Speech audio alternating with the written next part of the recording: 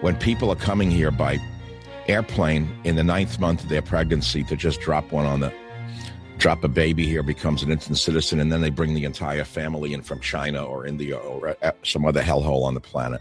या व्यक्तीचं नाव आहे मायकल सॅवेज. अत्यंत हॉरिबल स्टेटमेंट्स यानं केली आहेत आणि अत्यंत शॉकिंग गोष्ट त्याच्या पुढे घडली आहे ते सांगणार आहे या व्हिडिओमध्ये. हा जो मायकल सॅवेज आहे ना, हा रेडिओ होस्ट आहे. त्याच्या प्रोग्रामचं नाव आहे सॅवेज नेशन्स. ओके, तो काय म्हणतोय की आपल्या बाळाला अमेरिकेची सिटिझनशिप मिळावी म्हणून अनेक बायका 9व्या महिन्यामध्ये अमेरिकेत येतात, तिकडे बाळाला जन्म देतात आणि बाळ अमेरिकन होतं. आणि हे बोलताना तो म्हणतो की या कुठून येतात, तर चीन आणि भारतासारख्या हेल होलमधनं. म्हणजे चीन आणि भारत हे पृथ्वीवरची नरकयातना देणारी ठिकाण आहेत असं हा होस्ट म्हणतो. आणि हे इकडे फक्त बाळाला जन्म देऊन त्यांच्या संपूर्ण फॅमिलीला अमेरिकेत आणतात.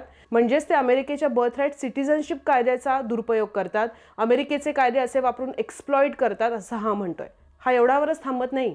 तो त्याच्यापुढे असं म्हणतो की कॅलिफोर्नियामधल्या, म्हणजे जिथे सिलिकॉन व्हॅली आहे, जिथे हायटेक जॉब्स आहेत, जिथे IT जॉब्समध्ये भरपूर भारतीय आहेत, अशा कॅलिफोर्नियामधल्या हायटेक जॉब्समध्ये कसं भारत आणि चीनचे इंजिनियर्स त्यांनी घुसखोरी केली असं तो म्हणतो. इमिग्रंट्सबद्दल बोलताना तो त्याच्या शोमध्ये पुढे गँगस्टर्स विथ लॅपटॉप अशी इमिग्रंट्सची डेफिनेशन करतो. तो काय काय बोलला आहे याचं मी तुम्हाला एक थोडक्यात वाचून दाखवते. हे बघा स्क्रीनवर ह्याची जी हायलाइटेड वाक्य आहेत ती हायलाइट कुणी केली हे तर मी तुम्हाला सांगतेच, पण हा काय म्हणतो ह्याच्यामध्ये, a baby here becomes an instant citizen and then they म्हणजे कोण, इंडिया आणि China, and then they bring the entire family in from China or India or some other hellhole on the planets. You have to be from India or China because almost all the internal mechanism are set up to run by Indians and Chinese. असं तो कॅलिफोर्नियामधल्या hi tech जॉब्सबद्दल बोलताना म्हणतो. पुढे ACLU या ऑर्गनायझेशनबद्दल बोलतानाच्या एका पॅरेग्राफमध्ये त्याचं हे वाक्य आहे की they have done more damage to this nation than all the mafia families put together. In my unhumble opinion, gangsters with laptops.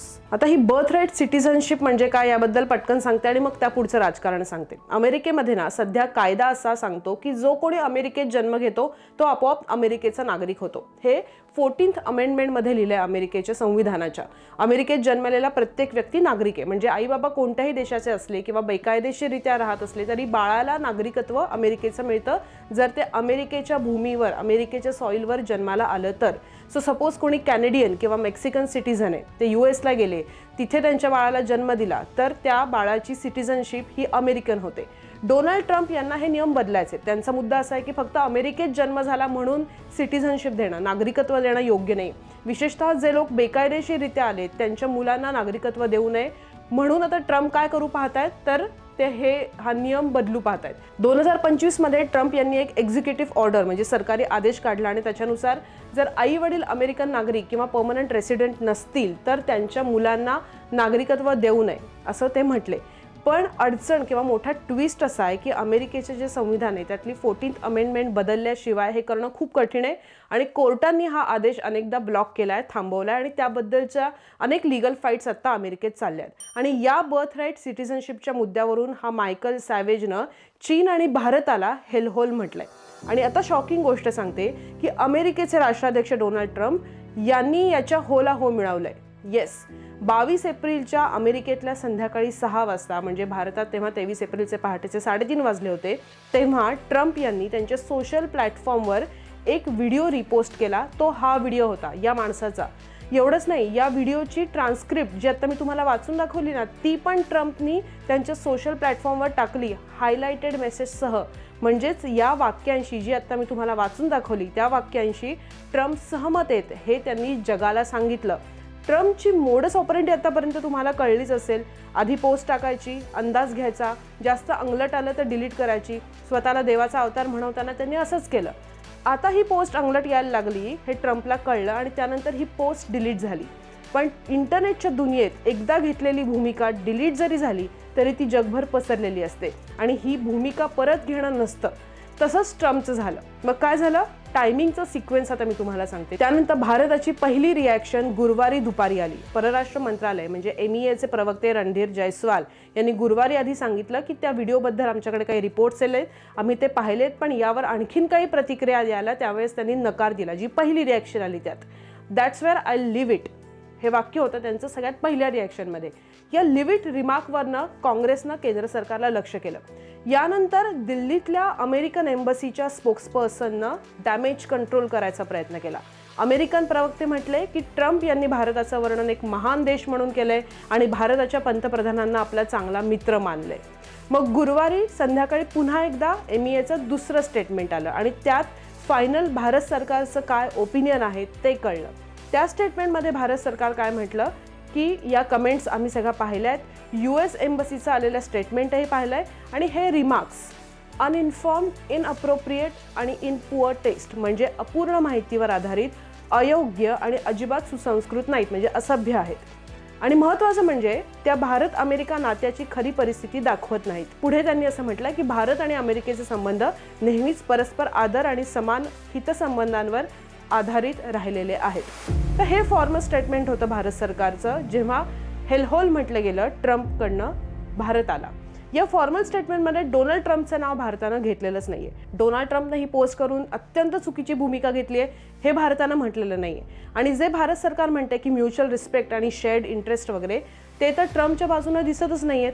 10 दिवसांपूर्वीच्या पोस्टमध्ये बघा डोनाल्ड ट्रम्पचा उल्लेख पंतप्रधान नरेंद्र मोदी यांनी फ्रेंड असा केला होता आणि पुढच्या 10 दिवसात ट्रम्प भारताला हेलहोल म्हणतोय. पण अमेरिकेच्या राष्ट्राध्यक्षांना मित्र म्हणणं ही भारताची भूमिका आहे. पण ट्रम्पच्या या रिपोस्टवरून इराणनं मात्र भारताची भक्कमपणे बाजू घेतली आहे. इराणियन एम्बसीच्या शार्प रिस्पॉन्समध्ये ते असं म्हणतात की भारत आणि चीन जगातील सगळ्यात जुन्या आणि समृद्ध संस्कृतींचं प्रतिनिधित्व करतात. ही या युद्धकाळामध्ये इराणची भारताच्या बाजूनं घेतलेली भूमिका आहे. खरं तर आत्ताच्या युद्धात भारतानं अमेरिकेविरुद्ध जर भूमिका घ्यायचं ठरवलं तर भारताच्या आर्मी नेव्हीमध्ये काय सामर्थ्य आहे हे अमेरिकेला कळायला फार वेळ लागणार नाही. आणि खरंच हेलहोल ॲक्च्युअली भारत अमेरिकेला दाखवू शकतो. म्हणजे मिनिंग जर ट्रम्पला माहिती नसेल तर हे हेलहोल काय हे भारत ॲक्च्युअली अमेरिकेला दाखवू शकतो. एवढं सामर्थ्य आहे भारताच्या आर्मी नेव्हीमध्ये किंवा भारतीयांमध्ये. आणि याशिवाय अमेरिकेमध्ये जे भारतीय आहेत त्यांचं अमेरिकेतल्या इकॉनॉमीमध्ये किती कॉन्ट्रीब्युशन आहे हे मी काही वेगळं सांगायला नको. आणि राहिला प्रश्न ट्रम्प ज्याचं समर्थन करतोय त्या फॅक्टबाबत. म्हणजे खरंच डिलिव्हरीसाठी किंवा भारत आपल्या बाळाला सिटिझनशिप अमेरिकन मिळावी याच्यासाठी जर काही भारतीय तिथे जाऊन फक्त डिलिव्हरीपुरते तिथे जात असतील आणि तिथे जाऊन बाळाला सिटिझनशिप घेऊन देत असतील तर अमेरिकेनं कायदा बदलावा. त्यांना कोणी अडवलं हे कायदे करायला? ट्रम्पला जर कायद्याच्या चौकटीत नियम कठोर करता येत नसतील तर अमेरिकेच्या प्रेसिडेंट पदासाठी ही प्रॉब्लेमॅटिक व्यक्ती आहे ना, युजलेस व्यक्ती आहे प्रेसिडेंट म्हणून. त्यासाठी भारताला हेलहोल म्हणायचं यात काहीच लॉजिक नाही आहे. आणि हा फक्त आयसोलेटेड इव्हेंट म्हणून बघता येणारच नाही आहे.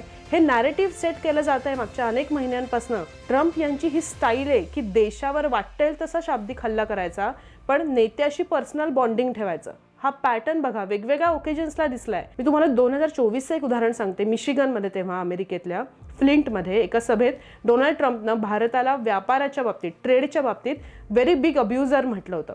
पण त्याच वाक्यात नरेंद्र मोदींना फॅन्टॅस्टिक मॅन म्हटलं होतं. आणि त्यानंतरचे कितीतरी इव्हेंट्स तुमच्या माझ्या समोर आहेत.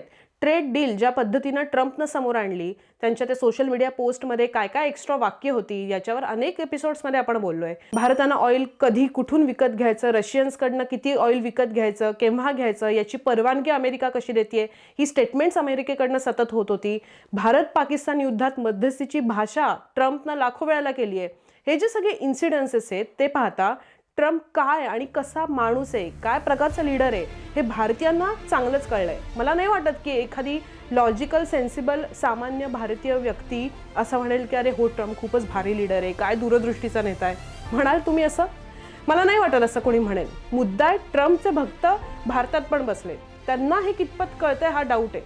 म्हणून प्रश्न येतो की भारताला हेलहोल म्हणणाऱ्या अमेरिकेच्या पंतप्रधानाला सडेतोड उत्तर भारताच्या पंतप्रधानांनी द्यावं की पुन्हा ट्विटमध्ये फ्रेंड म्हणून संबोधावं. अमेरिकेबरोबरचं एक व्यावहारिक नातं ठेवणं एका बाजूला पण अमेरिकेच्या या अशा पंतप्रधानाला आपला मित्र म्हणून घेणं हे भारतीयांसाठी एक धोक्याची पुढच्या काळात घंटा असेल का? एक भारतीय नागरिक म्हणून हा मला पडलेला प्रश्न. तुम्हाला काय वाटतं? कमेंट बॉक्समध्ये नक्की सांगा.